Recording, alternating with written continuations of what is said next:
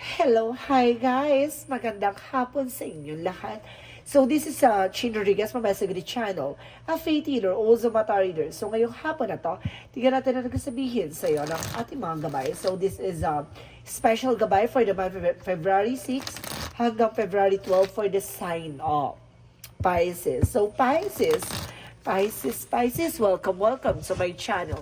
Ano kayang messages, advices ng spirit guides ang ating masasaga for today's video? Kaya naman kayang energy o kaganapan sa buhay ng mga Pisces ang ating mga hagilap. So guys, this reading is a general reading lamang, hindi lahat makaka-resonate.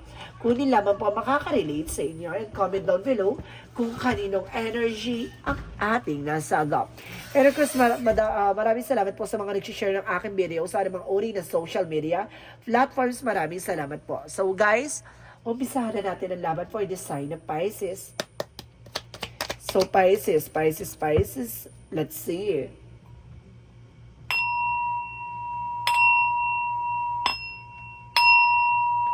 Angel Spirit Messages, give me an information. So ano kayong gusto sabihin sa iyo ng ating mga baraha? Oh my God, Seven of Swords, sneakiness, cheating, lying. Oh my God, meron kumukuha na information sa'yo. May sumusubaybay sa'yo. And because there's an information with the Knight of Swords, so there's a success driven. So unti-unti ka naman nagtatagupay or something naniniwanagan sa mga bagay-bagay. And because there's an Hermit card by the soul searching. No? May mga bagay naglilinaw sa'yo or na may mga bagay na natutuklasan ka na kumbaga nagki-clear na sa'yo. No? Na pagtatagpi-tagpi mo yung mga situation or something information. No? Kumbaga, na ano mo na kagad na parang nagigets mo na, yun ang nangyayari. And because there's a Queen of Wands by stability and control, have confidence. No, ibig sabihin dito, kumbaga, magpatuloy ka sa ginagawa mo. Ano ko sinasabi dito, kumbaga, ilaban mo lang na ilaban yung mga bagay na yan. And because there's a Four of Coin by saving money or something, protectionan mo, yung grounds mo, even your territory. So, let's see, what is additional messages for Angel Spirit Guides? And of course, guys, there's the Emperor. So, there's a be mature and up and being grounded. So, kailangan mo maging mature sa mga decision mo sa buhay. And the Ten of Cups, so there's an happiness. So, meron dito sa pamilya mo, may kumukuha ng impormasyon or meron taong nagsisinungaling behind your back. No? Kumbaga, sinasabi sa'yo dito na kumbaga, naiinggit sa inyo. No? And of course, sa pamilya mo. And of course, there's a Eight of Coin represent the Eight of Pentacles. So, sinasabi dito, mag-focus ka sa ginagawa mo. No, tuloy-tuloy lang. Huwag mo iniintindi kung ano yung mga ginagawa ng ibang tao sa paligid. Because there's a King Man. So, ibig sabihin may gumagawa ng delays or something, cancellation sa buhay mo or something sa mga plano mo. No? So, let's see. What is the Queen of Wands? So, kaya nagkakaroon ng something cancel. And because, kumbaga, there's a information na nagkakaroon ng delay, ha? Huwag ka na magtaka kasi may taong gumagawa sa iyo ng hindi maganda. Because there is a death card from the ending and the new beginning. So, some of you guys, no, kumbaga, may mga bagay na kailangan mo magkaroon ng confidence. Kumbaga, ipakita mo sa kanila you are indestructible, na hindi ka nila masisira. So, let's see what is the Four of Coin for the Judgment, a wake up call, an inner calling. So, ibig sabihin, tinatawag ka na dito na parang, di ba? You need to pay attention sa mga nangyayari sa iyo. Kumbaga, kailangan mo pangalagaan at protection na kung ano man ang meron ka. Love life, career, health, source of income or something. Kumbaga, kailangan mo proteksyonan yan. Maraming inggitera. So, there's a King of Coin. Kumbaga, secure mo kung ano man ang meron ka. No? Kumbaga, hindi mo kailangan makapag-chika-chika kung kani-kanino man or something na magiging aware ka na sa mga bibitaw mo salita. No? There's an information na kumukuha na lang sila na information sa iyo. Gano'n. Kumbaga, alam mo bang maraming naiinggit sa iyo, sa family mo. And of course, there's the Tree of Life. I told you, di ba, there's a lot of branches of, you still see it. Kumbaga, the Tree of Life, kumbaga, sa angkan nyo, maraming inggitera, maraming naiinggit sa family nyo. So, some of you, maaaring ginagawan yung pamilya nyo ng hindi maganda. And the strength card is a confidence. And the strength card is, being brave or something, no? Kumbaga, kailangan mo maging matapang, no? Kumbaga, sinasabi mo dito na parang may biglang umana sa akin dito na parang laruin mo sila sa larong ginagawa nila. Parang gano'n. Kumbaga, sakyan mo sila. Kumbaga, the more na gumagawa sila ng eksena sa'yo, the more mo silang, kumbaga, isudos something na. Diba? Kumbaga, the more na, kumbaga, ginagawa ka, wag mo ipakita na naaapektuhan ka. Lalaruin mo sila sa way na gano'n. No? Kumbaga, kapag may ginagawa sa'yo, kumbaga, kontrahin mo. No? Pero kasi pakita mo sa kanila na hindi ka naaapektuhan. The more sila na galit niyan. So, the Hermit card and the request ni Kingman represent the Fool card. And of course, sinasabi na magkakaroon ka ng new beginning, no? There's a new beginning, and of course, step by step. And of course, there's a perseverance, no? Konting tiyaga lang, no? Malapit ka na sa exciting point. And the Queen of Wands and that card represent the Palace of Wands. So, sinasabi dito na maraming birthday, no? Maraming mga ganap sa buhay mo na matatapos na. So, let's see what is the Four of Pentacles.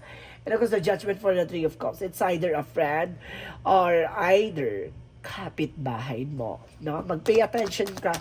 Ingitera to. Because there is a Page of Wands, so there is a good news. May magandang balita at may mga magandang plano. And be mature enough, hindi ka na nagsishare ng ideas or thoughts. Iwasan mo na. So, let's see what is the outcome. So, there's a Moon card, a revelation. So, marami kang matutuklasan or marami kang malalaman. So, let's see. Additional messages. And of course, there is the Knight of Cups, so represent an offer, and the Empress card represent a new beginning or renewal. So, ibig sabihin dito, magkakaroon ng panibagong chapter sa eksena mo. Oh my God! This is so exciting. So, let's see what is the career. So, there's an Ace of Pentacles. So, there's a big money, big opportunities coming in with the King of Wands. Control. Oh my God! Kontrolado mo about sa finances, no? Diba? Kumbaga, under your control. So, let's see naman pagdating sa love life. So, there's a Six of Wands. So, there is a victory. So, ibig sabihin dito, there's a faith. So, talaga sinusubukan na pananampalataya at tiwala mo, no? Sa iyong husband and wife or something, relation man yan, no? Kung kaharutan or something, no? Kumbaga, mapagtatagumpayan mo yan. There's a faith, no? Kumbaga, ipagdasal mo na lang kung sino yung mga taong naninira behind your back. Diba? So, additional messages about sa health. So, there's a justice. Oh my God, may gumagawa sa'yo ng hindi maganda. It's either kinukulam ka or else anything na, kumbaga, pinagawa. O si babae siya, oh. Ingitera itong babae na ito. Because the justice will be served. Kumbaga, kinakarma na siya ngayon, te. Or else, kailangan mong, kumbaga, kontrahin yung ginagawa niya para bumalik sa kanya. Kasi justice will be served. Maaari kung ano yung nagkaroon ng cause and effect sa'yo, babalik sa kanya yan. Diba? Ganun lang yon. So, let's see what is a magical fairy messages for you. So, let's see what is the magical fairy messages for you. Is just for what you want. So, ibig sabihin dito na hingiin mo sa universe yung mga bagay na kailangan mo. Diba? And because there's a pregnancy, some of you baka magbuntis or some of you baka magkaroon ng bagong negosyo. Marami kasi pinanguugutan ng pregnancy, something like that. Kumbaga mayroong bagong negosyo, bagong trabaho, bagong kumbaga pagkakataan or bagong buhay or bagong bahay. No, there's a birth. No, there's a birth or something, a blessing from the world. So, let's see what is additional messages for Yin and Yang Oracle card. For Yin and Yang Oracle card, Yin and Yang Oracle card. So, there's an empathy, a breakthrough. So, mapagtatagampuyan mo yan. And there's a decision. Kailangan mo lang mag-decision as soon as possible. And there's a third party. So, there's an information na parang ang gumagawa sa'yo ay nasa paligid mo lang. Meron din dito na there's a masculine energy. So, there's a possible na lalaki ang gumagawa rin sa'yo. No? May babae at lalaki. So, there's a two. So, let's see what is additional angel spirit, guys. So, there's a masculine. It's a hot at attracted sa'yo. No? And very attracted din naman siya. So, let's see what is additional messages for angel spirit, guys. So, there's a writing. So, there's a you heal. So, ibig sabihin, pagagalingin ka sa anumang uri ng karamdaman at ikaw din ang magsusulat ng sarili mong pahina. And there's a book, diba? Kumbaga, ibabasahin na yung pinaka-chapter mo at yung mga bagay na nasa exciting part or nasa complex na, diba? So, let's see what is additional messages. Because there's a health. So, talaga tinatarget ka sa health nito, ha? There's an health. And ako sinasabi dito with the denial. So, i-acknowledge mo yung fear. Replace mo yan ng awareness. No? Hindi sa natatakot, hindi sa nangangamba ka lang sa situation. Ganon. And there's an indecision. No? Kumbaga, nagkakaroon ka dito ng indecision sa buhay mo or sa mga bagay-bagay. Kaya pala, dalawa yung decisions dito na may mga bagay na, kumbaga, nagiging ano ka, salawahan or pag nagdadalawang isip. Additional messages for Angel Spirit Guides. Archangel Michael, explore your options. So, kailangan mong alamin yung mga bagay-bagay pa na makakatulong sa'yo, yung may mga dahilan or something information na, di ba? Kumbaga magbibigay kaliwanagan pa sa'yo. Di ba? Alamin mo at tuklasin mo pa. And there's a favorable outcome. So, papaboy din daw sa'yo ang sitwasyon. Ano kasi sabi dito? Have confidence. So, kailangan mo lang din talaga lakasan ang loob mo. Maging matapang. No? So, let's see what is the chakra. Let's see what is the chakra messages. Completion. So, huwag mong hayaan mahuli ang lahat ha. Kasi ginagawan ka nito na para mawala ka sa eksena. Oh my God. It's a serious, guys. Ha? And because there's an information of prayer. Oh my God. There's a prayer.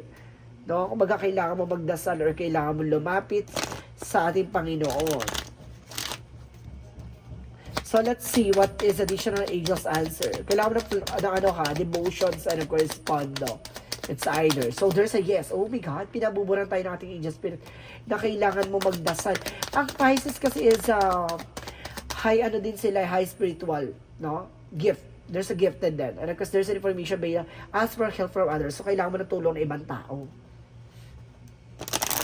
Let's see what is the romance angels. Sa romance angels, you release your ex. So, kailangan mong pakawalan yung ex mo dito. Baka there's an ex pa na, diba? Umaaligid sa eksena mo. And of course, there's a flirt na kailangan mong humarot or something na kailangan mong, if you were single, humarot ka. If you were taken, kumbaga pakawalan mo na yung ex mo, wag mo nang harotin. Ganon. So, let's see.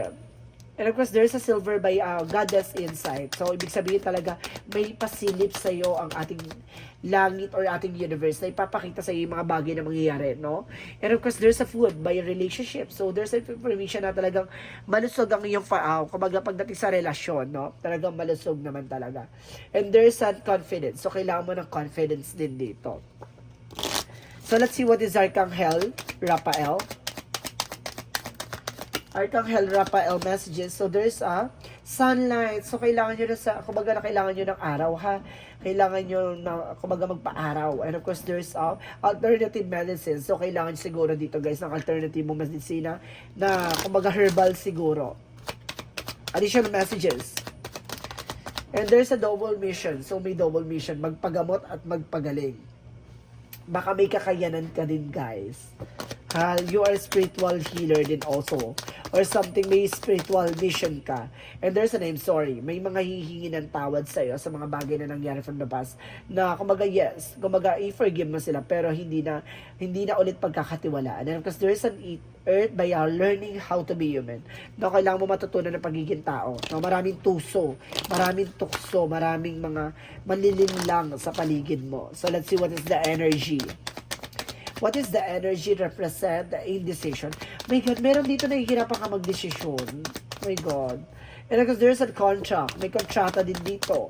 So, may mga pinagkasundaan na nahihirapan ka i-decide or something like that. And kasi sinasabi, the energy, last one. So, there's a rest and rejuvenate. So, kailangan mo magpahinga. Naguguluhan ka. Magulo utak mo. Magulo utak mo dito. Kasi indecision. And rest and rejuvenate. So, ibig sabihin, ginugulo yung utak mo. Mawala ka sa focus. Monsology. Lutang ka. Don't let past hold you back. Huwag mo na rin balik-balikan na, don't let pride get in your way, no? Kumbaga, huwag masyadong mataas ang sa sarili mo, ha? Kumbaga, kailangan mo rin magpakumbaba. And of course, there is a win-win outcome for ka. So, ipapanalo mo tong eksena na to.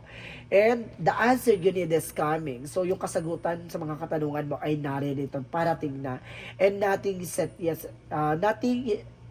is yet set in stone. So, hindi pa napapanahon. No? Ibig sabihin, parating na pero hindi pa sa ngayon. So, let's see what is the Jesus-loving quotes.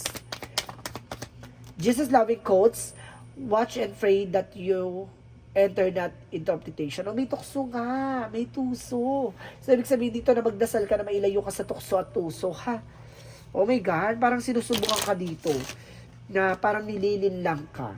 No, it's either may babalik from the past or may mga taong nangyari from the past na nahihirapan ka magdesisyon. Kumbaga susubukin ng iyong pagkamarupok. So, let's see what is the angel's number. So, there's a 29 by I am insightful. So, ibig sabihin, nakikita mo niya yung mga mangyayari. Nakikita mo na yung posibleng mangyari eh. Kumbaga, nagbubulag-bulagan ka lang siguro. You are highly intuitive and creative. Your mind thinks in the pictures and you seem to draw information and ideas from out of the sky. A powerful drive to know the oneness of the all things. So, ibig sabihin, alam mo na eh, no? Kumbaga, may mga bagay na nakikita ka na yung mga possible na mangyayari. There's a possible din na information na gusto ipabatid sa'yo. Pero, di ba, ini-ignore mo. So, let's see what is the messages of life. Messages of life is the inner alchemist. So, sinasabi dito, like an alchemist, I possess all the power that I need to build a life and joy and a harmony today through my positive thoughts, words, and deeds. I create my own light. I understand that I can use the inner magic of intention to transform my life. In the same way, an alchemist transform leads into the gold. Today, I create happiness. So, ibig sabihin dito, you are the indestructible, no? Maraming tao subukan ka linlangin, sumusubukan kasirahan, pero nanatili kang mabuting tao. No, kumbaga, hindi ka mahaluan ng kasamaan, but bagkos, kumbaga, kikinang ka.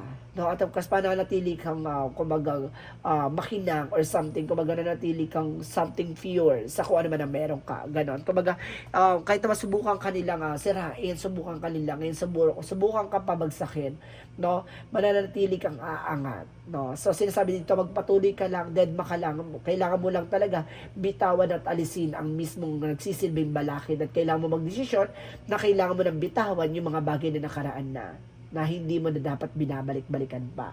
So, this is the special gabay for the month of February 6 hanggang February 12 for the sign of Pisces. So, Pisces, maraming salamat for this wonderful reading. So, once again, this reading is a general reading lamang. Hindi lahat makaka-resonate. Kunin lamang po makaka-relate sa inyo and comment down below kung kaninong energy ang ating nasagap. And of course, don't forget to like and subscribe my channel. And hit the bell for more videos updated. Kasi maraming salamat po sa mga walang sawang pag-suporta sa aking channel. Lalo na yung skip ng ads na way pagpalay kayo na Just Not Makeupan. Siksik liglig nag-uumapaw ang biyama ng balik sa inyo. Of course, guys, maraming salamat and see you in the next video. Bye-bye and babush!